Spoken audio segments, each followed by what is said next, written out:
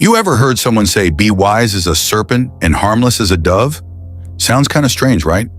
But Jesus actually said this in Matthew 10, verse 16. He was talking to his disciples, telling them they were going out like sheep among wolves. Basically, he was saying, you're stepping into a world that ain't always friendly. So you got to be smart, but also stay pure.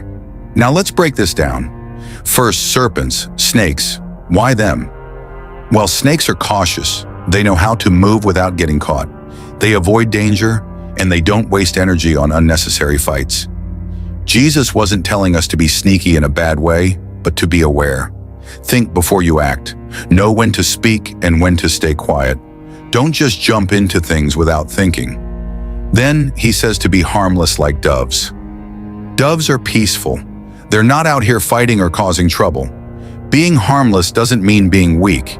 It means you're not out to hurt people. You stand for the truth, but you don't act with hate.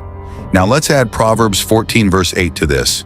The wisdom of the prudent is to understand his way, but the folly of fools is deceit. This verse backs it up. A wise person understands their path.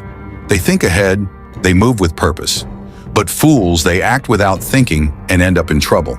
So when Jesus says, be wise as a serpent and harmless as a dove, he's telling us to be smart about life, but also stay pure in our actions. Use wisdom, avoid unnecessary trouble, and don't let the world make you bitter. That's how we stand strong, without losing who we are. So we talked about being wise as serpents and harmless as doves. Basically, Jesus was telling us to be smart, but not harmful. Now let's go a little deeper. Look at James 3 verse 17. But the wisdom that is from above is first pure, then peaceable, gentle, willing to yield, full of mercy and good fruits, without partiality and without hypocrisy. That's real wisdom right there. It ain't just about being smart.